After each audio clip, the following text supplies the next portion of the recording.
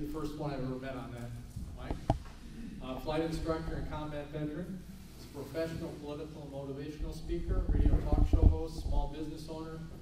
He's married, he's father of 3 daughters, and I guess his wife and one of his daughters is with him today.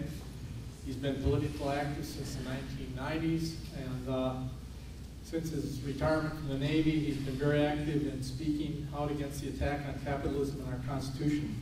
Mike, would you like to come up here? I'd like to give him a good welcome. Thank you. I've got my own microphone, that's okay. Thank you so much. I appreciate the opportunity for being here. First of all, let me thank Ms. Fleming. I know the work that you do, and I appreciate everything that you do. I see you a lot of different places. I don't think there's anybody busier than I am, where you're that person.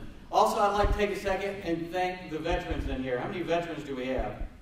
Thank you so much for your service. I met a couple of you, and I want to thank you all, even the Air Force guys, because I was Navy. Wow. So we'll even give you some credit, too. My name is Mike Lee. You've probably heard of me, senator from Utah. That's not me. That's a different guy. I want to tell you a little bit about myself and how I got here to speak with you today. I was in the Navy for 20 years. Grew up in South Carolina, a Lee. Spent 20 years in the Navy. Eventually, I started out as a deck seaman, working there on the decks of the ship. And then ended up, when I met my wife, I was working with a small SEAL team detachment in San Diego, a unit training recruits called Water Survival and Physical Training Unit. That's where I made chief. And we were talking earlier about chief's initiation. I don't know if any of you know what that is. Everybody who makes C7 in the Navy goes for special initiation. It's very secretive. I can't tell you about it. I was initiated by SEAL team. I thought I was going to drown. I can tell you that. So I worked with them for quite a while, training recruits, and then ended up flying hovercraft in the Navy.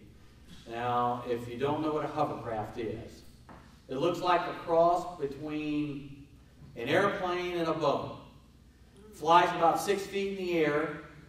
We carry vehicles on the deck. It has a cockpit just like a C-130. It was brand new. I helped develop it, wrote the manual for it. I was the first one to take them into a combat area in the first Gulf Wars, where I got my combat action with it. They fly about 6 feet in the air over the water or the land. And to give you an idea of size, probably pretty close to this room. We could put 3 18-wheelers side by side on the deck, another 3 Humvees in the front, another Hummer in the back. That was just space, though. Weight capacity, we could carry a whole lot more. And we would use those primarily for ship-to-shore movement. In other words, if you remember the movie Saving Private Ryan, where all those boats are coming into the beach, they let the ramp down and all these troops run off. That's kind of what we did, except for kind of with a Star Wars twist. Rather than stopping at the beach face, because you remember Normandy, we could only make 7% of the world's beaches. After the invention of the hovercraft, we could make over 70% of the world's beaches. As a matter of fact, there's not many places I couldn't take them. I could hit the beach in Camp Pendleton and go downtown San Diego if I took a liking to. So we did that in the Gulf War. During the Gulf War, there were times we'd hit the beach, and rather than stop there where we could be engaged, I could take those Marine troops 5 miles in and come up behind the enemy and let them off. Then, towards the end of my career, I did something just a little unique that got me a lot of publicity. You may have even remembered it. I ran for Congress while on active duty. Of course, I had a lot of people say you can't do that, and I said, watch. Somebody tell me the law that says I can't do that. And no one could. They sent me over to the judge advocate's office and said, you can't do that. Show me. Well, we don't know where it says that, but we know you. I don't want to hear that.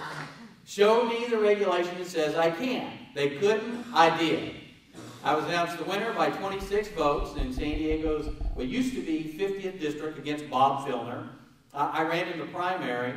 I had one of the closest primary races in American history, I'm told. I was announced the winner by 26 votes.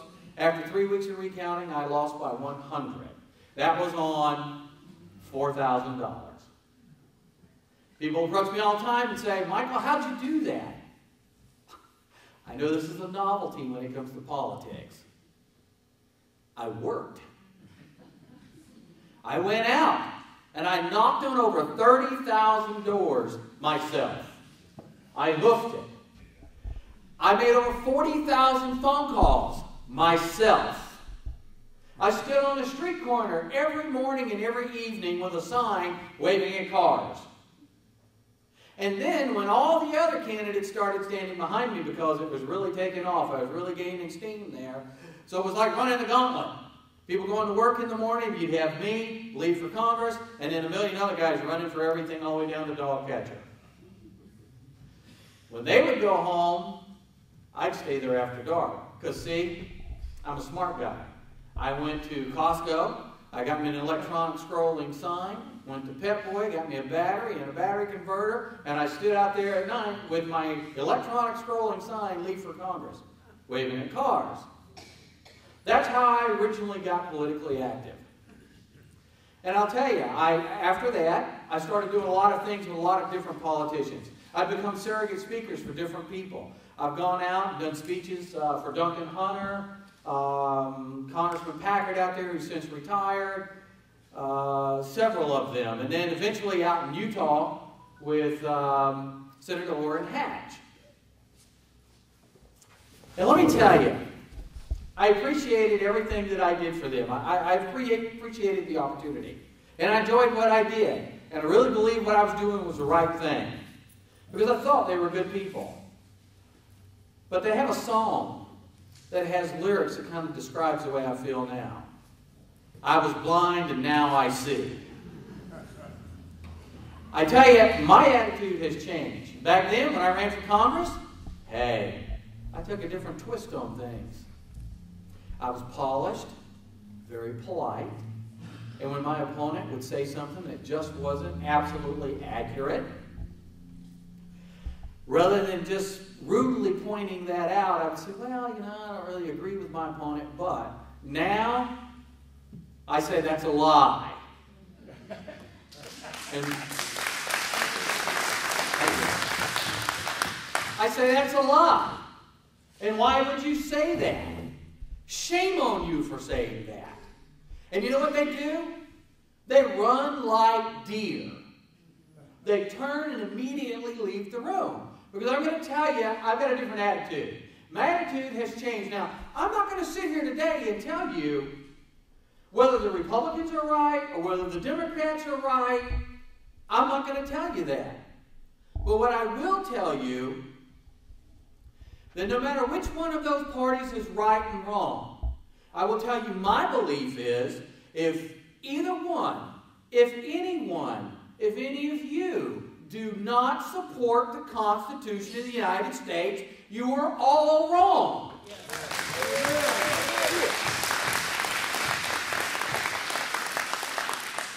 I've kind of developed an attitude where I just kind of go, hey, I say what I want to say. Hey, after all, I'm retired, and I don't care whether anybody likes me. I really don't. And I'm not running for office, although I'm being asked everywhere I speak, and I do a lot of speeches on my own dollar. I take money away from my business, and Tracy and I travel all over Texas, down in Louisiana, Arkansas, and I speak to every group that will let me speak. I don't care if it's thousands. I don't care if it's 5 people. Because that's what it takes. When we talk about grassroots efforts, we can't eliminate anyone because it all adds up. If we can change the mind of one person, they may be able to change the mind of somebody else. So I don't care if people like what I say. I'm going to go out and I'm going to say it. And if they disagree with me, they can come up and tell me. Or they can get in line and make some changes in life. We are in a crisis. I'm a combat veteran. I know what it's like to fight for my country. We are at war. If you don't think we're at war, you got to sit down and let me talk to you sometime. The enemy is strong too, and they've been in place for a lot of years. This is not just a fluke since Barack Obama got in office. This guy has been hand-picked. Today, he's appointing 2 that have ties to the Communist Party into his cabinet. 2. Now, I'm going to ask you a question. Really, if I'm wrong, educate me. What seated president would put a known, self-confessing communist in his cabinet if he wasn't a sympathizer? He wouldn't do that. They never have. And it would be political suicide unless he thinks he's got a leg up on us. And that's what he thinks. They've infiltrated our school. Now, I love education. And I support education. I love teachers. But you know, one of the things I've learned in the military, all you guys who are in the military, we know. Think about the Khmer Rouge. What's the first thing they did? They used our children. And they programmed our children, and they taught them the things that they wanted them to believe. And that's what the progressives are doing now. They're going out teaching our children all of these things that go against everything that we believe in. They're going against everything that our founding fathers believed in. They're not only, remember when you were a kid? Wow. America was the greatest country on the planet. Now they're teaching our kids that we're the root of all evil. That's why I took my children out of school. I homeschool my children. As a matter of fact, my youngest goes to school with Glenn Beck's kids over in San Diego, in Dallas. They do online schooling. So I am not going to let them program my children. And I urge you to do the same thing. We are at war. Okay? Do you think that the President of the United States with a law degree doesn't know how to count? Do you really think that he doesn't know how to write down in a checkbook what he spent, how much he has, and what he has left? He knows. We've seen this all over the world. I have traveled everywhere in the world multiple times. I've been everywhere in my naval career. He understands how much he's spending. This is on purpose. I've heard from countries all over the world, and it has been for a long time, they have said, America is too big. We're too powerful. They need to break us down into several small countries. First step to that is control the money. And if they overspend, they bankrupt the country. Where are we then? And then you got all the people that immediately ran out and started screaming secession. I don't support secession. I guess because I'm a fighter. I'm not going to give up. That's like obnoxious neighbors moving in next door and me selling my house and going someplace else. I'm not going to do that. I'm going to run the obnoxious neighbors off. And that's what I'm going to do here. I go everywhere I can. I went to the St. Louis Tea Party. And I was up there with Dick Morris. They had the 9/12 Tea Party up there. I emceed that with my radio co-host, Spike. The same day, Glenn Beck and C.L. Bryant, which I hear you're going to have on the 8th. You'll have C.L. Have you heard C.L. speak before? Bring your earplugs. C.L.'s a good friend of mine. We started tea partying together, speaking at tea parties. C.L. went to Washington, D.C. with Glenn. I went up to St. Louis with Dick Morris, and we hosted the St. Louis Tea Party up there, a 9/12 Tea Party. It was a moving experience for me to see all of those people who were like-minded. Because you know what? They, the progressives, and the news media would like you to think that there's only a handful of us who think this way. Nothing could be further from the truth.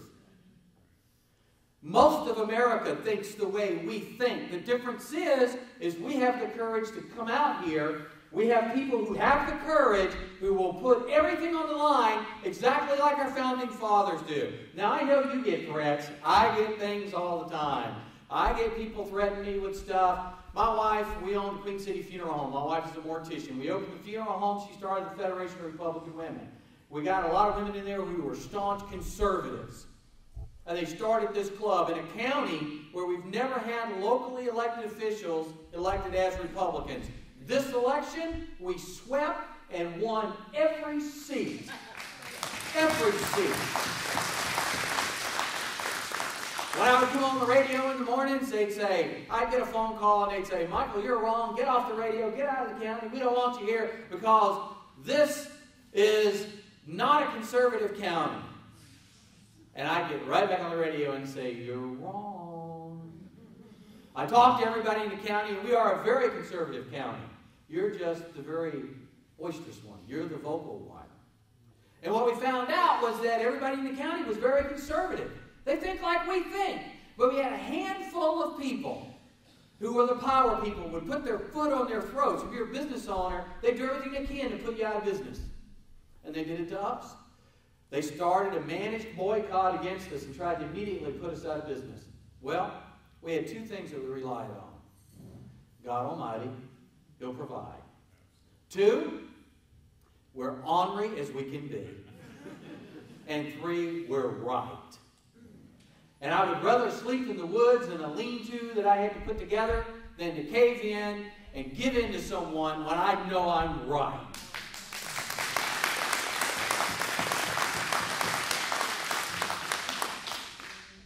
So we started going around speaking to every group we could. I don't know how it happened, really. I went and spoke to a group, and next thing I know, I'm out speaking all the time, so careful when you get up and do that, because you might get pretty busy. I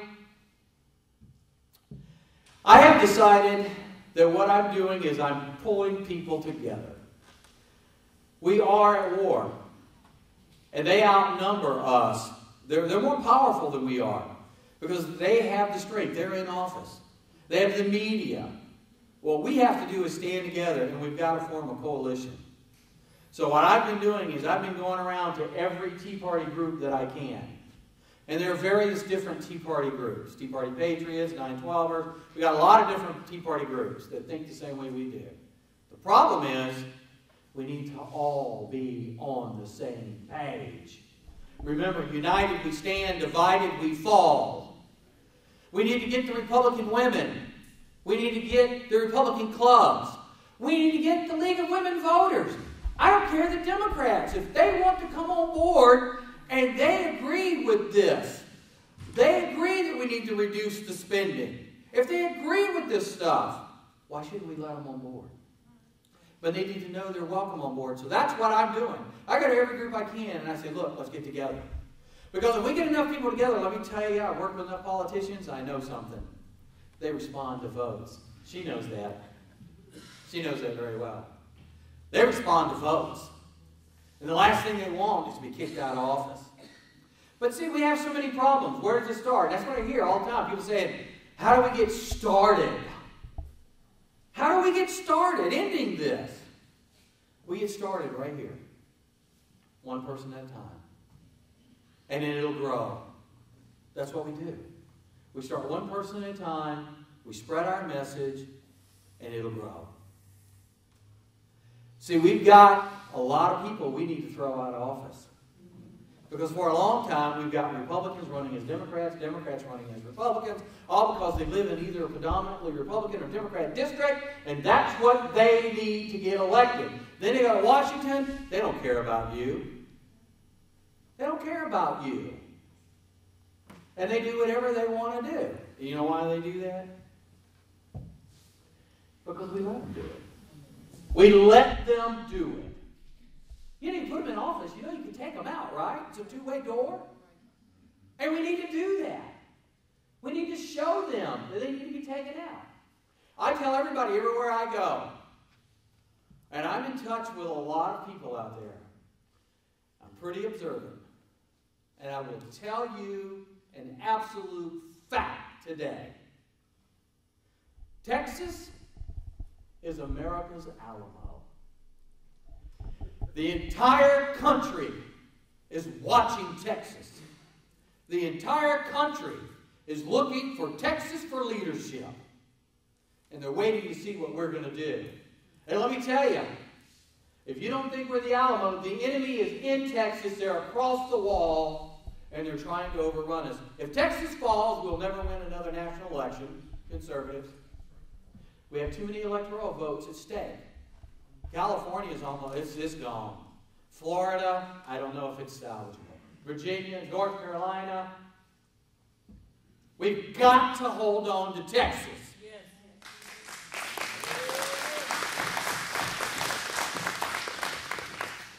And I'm ready to do that at any cost. But the best way to do it, and we did this in California when I was stationed in the Navy out there. We became very politically involved. One of the things we learned, now in 4 years, Texas, they say, will be a swing state. All bets are off if they legalize all the illegals and let them vote. That changes everything.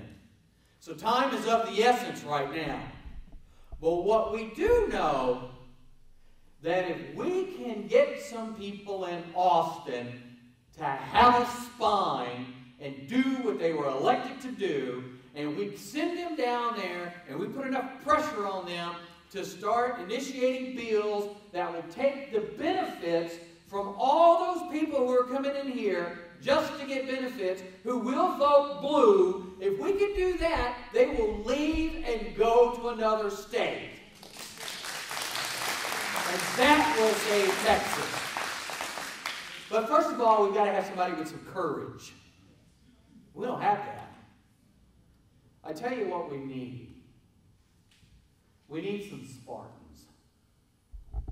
We need Spartans like the 300. They stood there and fought tens of thousands with absolutely no regard about what would happen to them in the end. Isn't that the kind of politician we're supposed to have? But they're too worried about what's the next step. Where are they going to go? That's what they're worried about. We can't afford this.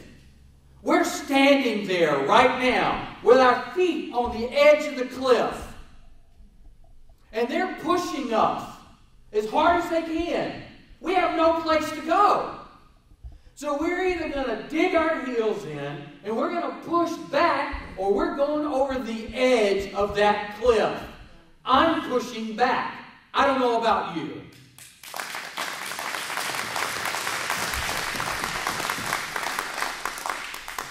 The first thing we have to do, though, is we have to get together. We've all got to work for this common goal. I don't know how to do it. I'm just a guy who's got a big mouth, if you haven't noticed that yet. I'm just a guy who's got a big mouth, and I don't mind going out speaking my mind, and I don't care who it offends, but I don't know who to go to. I need those Tea Party leaders, all of them, somebody to get them together. I need the Republican women over there. I need all of these groups come together, the leaders. And we need one common goal. We need one direction so that we can say, this is what we're doing. So we can chip off that agenda one thing at a time, and we can head down the road back to freedom again. Because we're not free right now. We are not. And every day, we get less free. And I don't know about you, but I've been as busy as I could be buying high-capacity magazines, off the internet, buying more guns, food storage, you name it. That's what I'm doing. I'm preparing for the worst, but I'm fighting to make it all better. This is something, this isn't new. They've been doing this a long time. They've had these people in place, ready to attack. And when they were ready, they put Barack Obama in there, which you may not hear this from other people. I will say this, and I have said it on the radio, on television, and everywhere else. Barack Obama is a communist, if you're wondering. I mean, that's just how it is. And I think he's pretty proud of it. He was groomed for the position, and he proudly accepted it. I'm not going down with a fight. I'm not. I don't have it in my history. Coming from South Carolina, we're the people who were very instrumental in the Revolutionary War, being a lead from there, the Civil War. One of your gentlemen here went to the Citadel, not far from where I live. We were the people who started the Civil War. And we just had the attitude, which is one of the reasons why I love Texas. Texas has the same attitude that we have in South Carolina. Don't mess with Texas. That's us in South Carolina.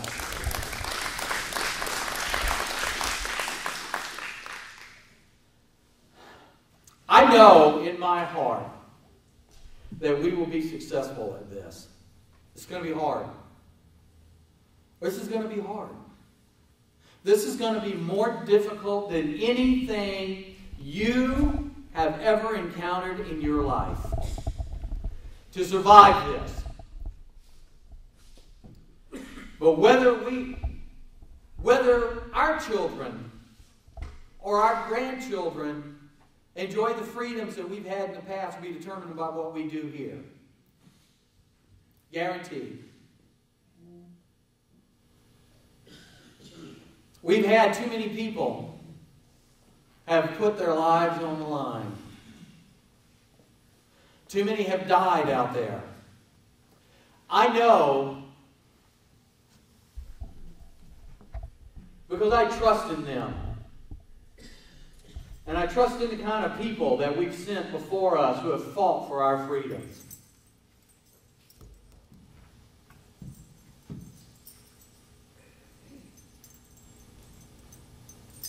I know that we'll be successful.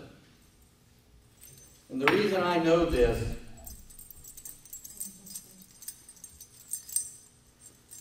is because we have young people, men and women,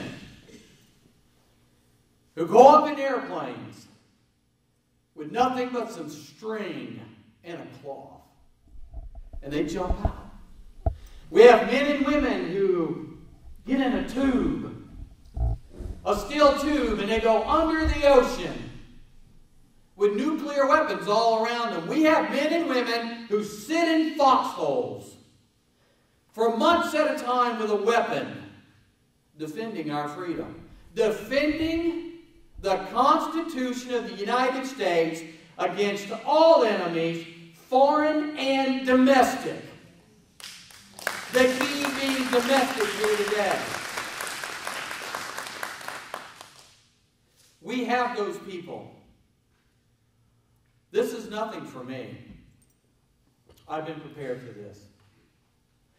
For 20 years, while I was in the Navy, I looked myself in the mirror every day and I said, today, I am prepared to give my life for the American people. Every day. Now that I've been retired for 17 years, you know what's changed? Absolutely nothing. Nothing.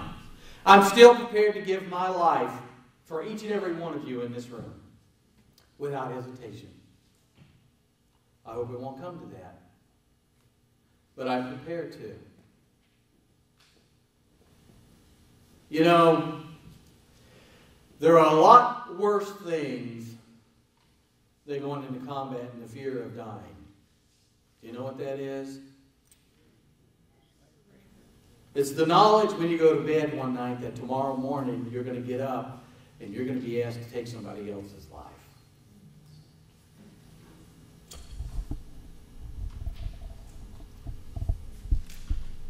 That's the worst part. Somebody's son, somebody's father, brother, cousin, someone's friend. But as Americans, it's something that we have done for generations. You've done it, your sons have done it, your fathers, your mothers.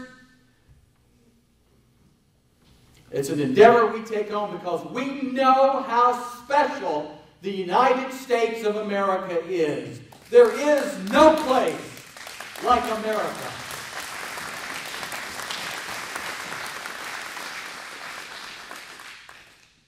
Everyone wants to be here. Yet, the progressives tell us that we're wrong. The progressives tell us that the rest of the world is against us, that they hate us. Yet they all want to be Americans. I don't understand that. But see, something they don't understand. Like I said, I've traveled all over the world. The Japanese don't understand our fascination with guns. Really? You're part of the reason.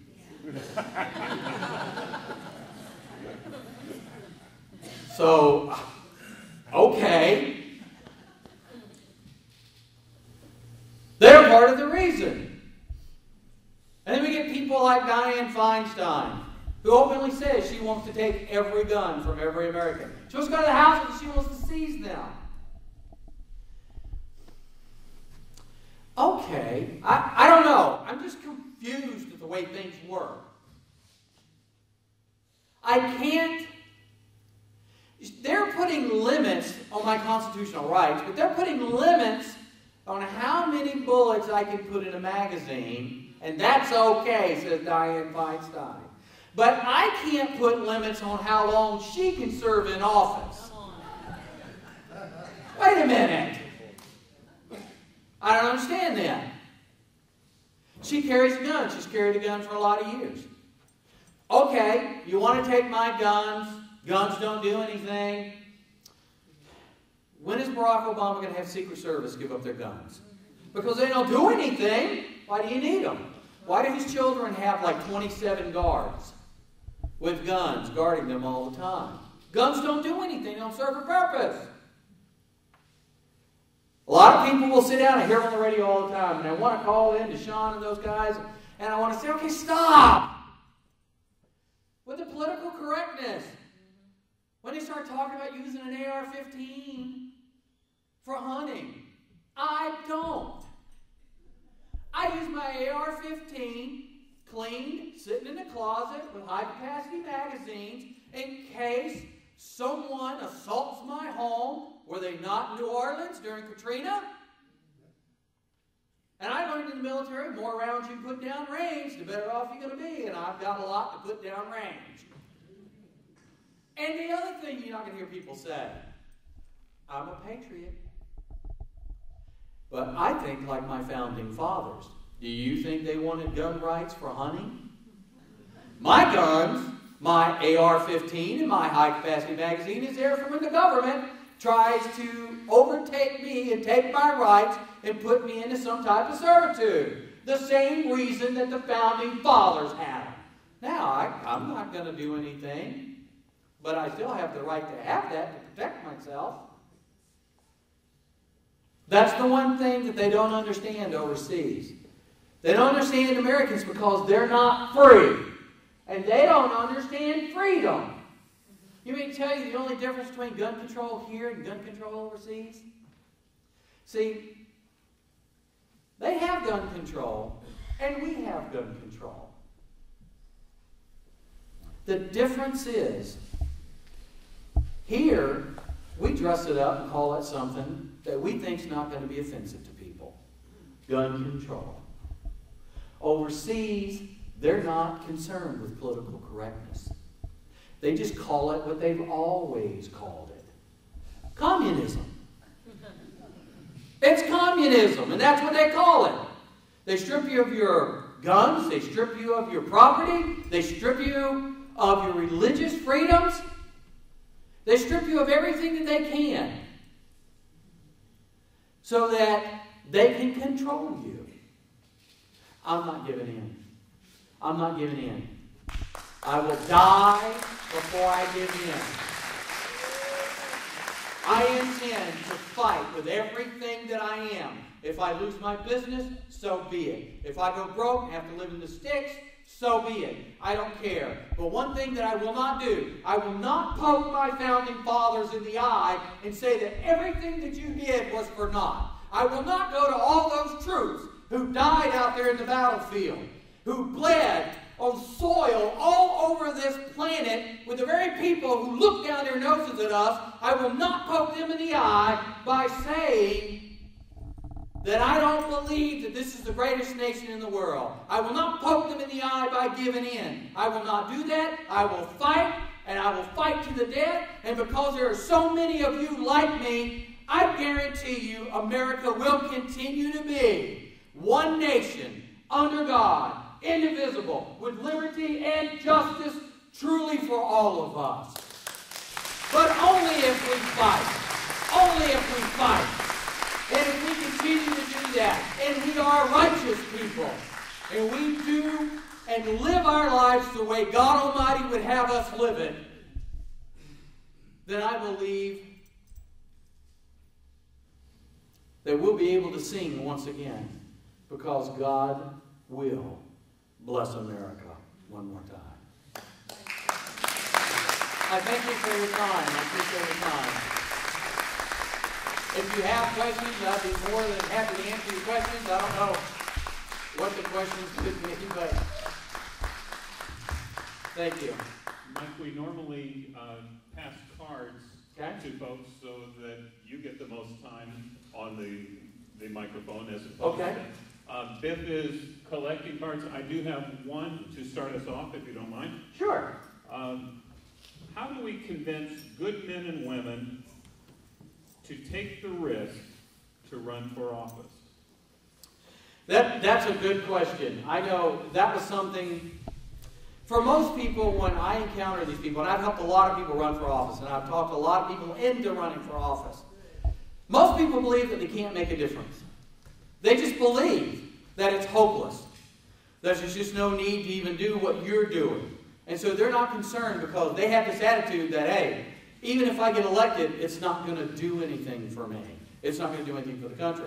I think the best thing you can do is exactly what you're doing right now, education.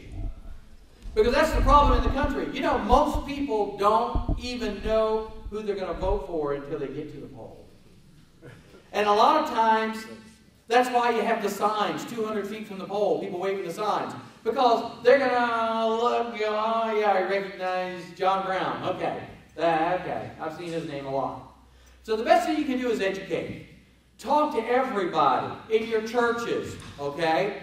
At the schools, at bingo games, anything you can. Talk to people, educate them. And when you have somebody who's articulate, outgoing, and you think, and they're honest and sincere, then you sit them down and you say, America needs you. We need you. Now, I do a lot. Constitution Day, I went to all of the schools and taught the Constitution. Now, I had one who wasn't really cooperative and didn't want to do it. And we pointed out that legally, it's federal law that Constitution Day, once a year they have to teach the Constitution. And I said, so, okay, we're going to be teaching all the other schools this day. You don't want us to teach, that's fine. What day are you going to be teaching that? Because it's federal law and I'll be here that day. And he said, what time would you like to come? And so we went through and we taught all the kids the Constitution. And I'm going to tell you something that will surprise you. You would think, could there be anything more boring than Constitution training to these kids? They're fourth or fifth graders. Fourth graders, fifth graders? They're fifth graders. They paid absolute attention to everything I told them. They were interested in it. And I see them around town all the time, and they'll run up to me with their parents and go, Mom, this is the man who came in and taught us the Constitution. My mail lady stopped and was talking to me and said, wow, my daughter had a great day the other day. Someone came in and taught her the Constitution, and she was so excited. And I was giddy. I said, well, it was me. It was me. I was that guy. But that's what we do. Not only then are we educating, but, you know, they're working as hard as they can to lead our youth in a different direction. It's our responsibility to go in and bring them back. It's our responsibility. I quiz my daughter. Anytime I take her to any kind of function, where it's a group of people, when she comes back, I sit down and say, okay, what did you talk about? What did they say? And you'll be surprised how the progressives take every opportunity they can to infiltrate and start programming. So to answer your question, the best thing you can do is educate. And then probably put them on a guilt trip and tell them that America needs them. Any other questions? Yes, sir. Actually, we've got a fistful. Okay. Who are the two people that President Obama has put in position in his cabinet that are communists? And how can Republicans resist his appointing more? Well, now, he did have Van Jones in there, who was a devout communist, okay? We outed Van Jones and got him out. The two this morning, I don't remember their names. I heard it on Glenn Beck as I was coming in. I think the new chief of staff, I don't know the names.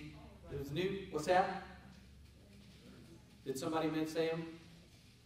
I don't know their names, but there were two. And I think the new White House chief of staff is a person who has ties to the Communist Party. And then there was another one. But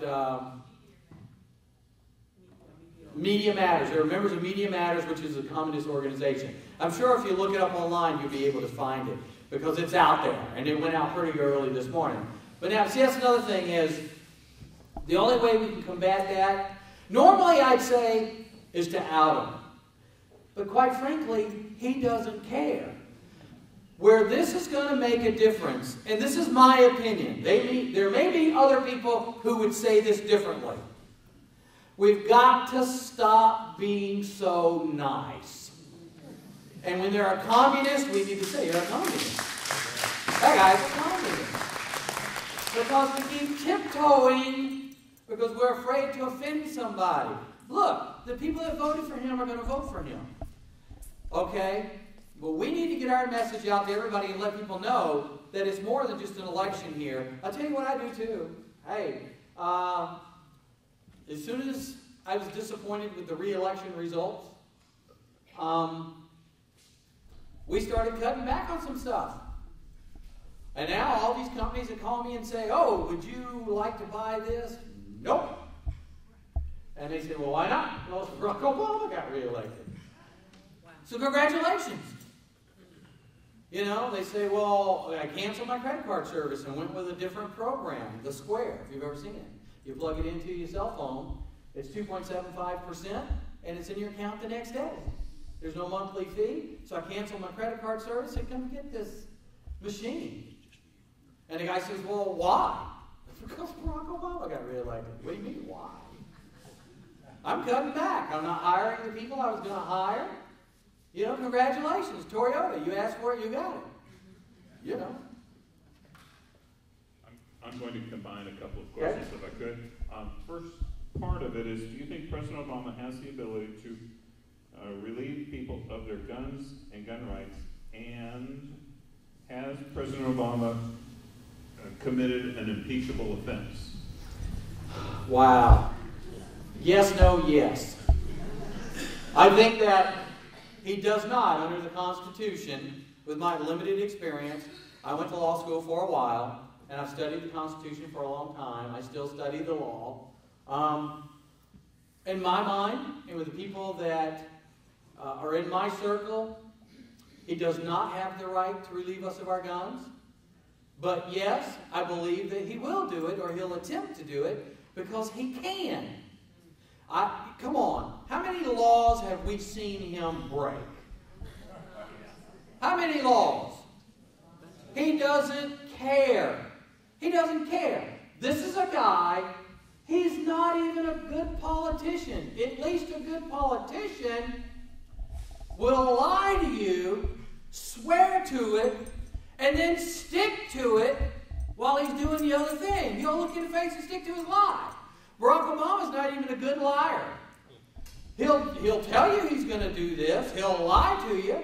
And then what he'll do is he'll just all of a sudden, when he doesn't need your vote anymore, and he realizes he can just do it, he just turns around, pokes you in the eye, and he starts doing it. Doesn't care if you like it or not. You know, it makes me cringe when he gets up there with the military and starts taking pictures. It drives me crazy. This guy has cut the military budget.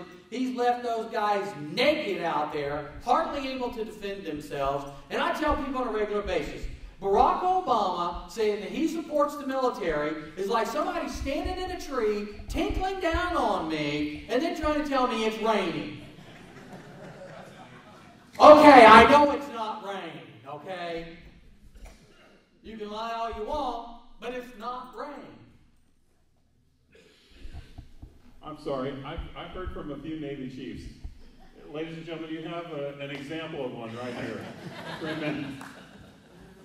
But I will piggyback on what you said. Can the military recover from President Obama? Are they in trouble? I think the military is in big trouble. If you want absolute honesty from me, and that's generally what I give, we've got a man who's doing everything he can to collapse America. That's the end goal. First it was with the money, control of the money. He's going after the guns. He's discredited the military. No president would ever go after the generals the way he has. He would never go after Petraeus the way he did. He would never do that. He's taken the top military leaders, no matter what they've done. Of course, that's not new. They've done it for years. He's taken these top military leaders, and he's giving cause for the people under them to go, question their leadership. That's what he's doing. And the American people. He wants a vote of no confidence for the military. Because in any coup, it's the military leaders who take charge. And if he's to carry his plan out, he's going to have the military stand there and say, go ahead, do what you want, Mr. President. He cannot do what he's wanting to do without support of the military. So the end game for him right now is to discredit the military, to break the military system down. Yeah, here's a question I have. Think about this. I mean, I count myself as a pretty intelligent guy. I think I'm okay. I'm not stupid. And I've been around a lot. I understand the way the military works. I understand politics, politicians. And you look at the chain of events. Gun control now, after the IRS, the weather people, knowing all these guys are buying hundreds of thousands of rounds of ammunition. Why? If you look at this, it's scary. What you're doing, if you sit down and you draw this out and say, okay, this is a calendar of events, what's happening, you can see that he's doing exactly right out of the playbook. He's conquering a nation. That's what he's doing. And it has nothing to do with me not liking him personally. It has nothing to do with, race or anything else, which that'll get thrown out there too. It has nothing to do with that. It has to do with I'm a patriot who supports and defends the Constitution of the United States. He's not. And I disagree with what he's doing. But if you pay close attention, and this is what you need to be doing, and this is what you need to be sharing with everybody. And you know what? They're going to call you a right-wing nut. Because I called myself that. 5 years ago, I'd call me a right-wing nut. And I would have laughed all the way home at myself.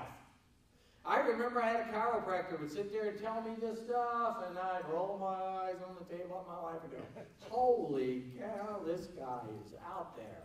Who knew they were right? Who knew? Because we were taught not to question. We were taught to be politically correct and to let them do what they're going to do. I don't know if it's recoverable. I don't know. I really don't. I tell you what I do, though.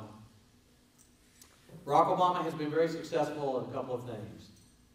He's made me build my food storage up. He's made me become a lot more outspoken. And he's brought me a lot closer to God. Because I pray a lot. I pray that God will give us one more chance.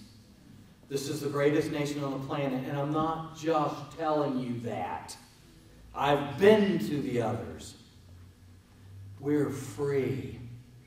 Or as free as we can be with a guy like this in office. We are the freest, the most wonderful nation on this planet. And he's doing everything he can to collapse it. And I get on my knees every night. And I pray when I go to bed that God will give us what down there to do. And then we'll send all those people who come for those benefits to another state. We'll save Texas. That's the immediate solution right now. Once we save Texas, I promise you, other states will follow our lead. They'll be watching these guys. And they'll get in line. And they'll do exactly what Texas did. There are many questions that I can ask right now, given time. Okay. And I hope that you will be around for people to... I'll be here. Sure. Absolutely. Let me close with one. Is it really a law for Constitution Day in the schools? And if so, when is that? We looked that up. My wife and I looked that up. Trace?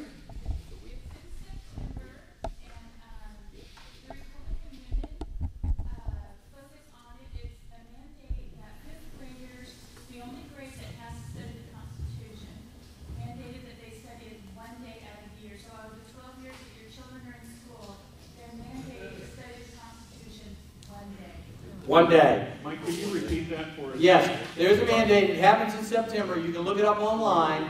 And it is a mandate that they study the Constitution for a full day. And that happens in September. A full day once a year. And that's what I said earlier. We looked that up because we had one principal who just didn't want us to come in and teach it. I can't imagine why, but didn't want us to. And so we did our research and we went back and said, okay, so what day will that be? Because we're going to be there to make sure it's done that day. That goes back to what we were saying a while ago. We have got to get tougher. We've got to stand up and say, oh no, no, no, no, no, no. You're not just going to push us around because we're not going to take it anymore. Yes, ma'am.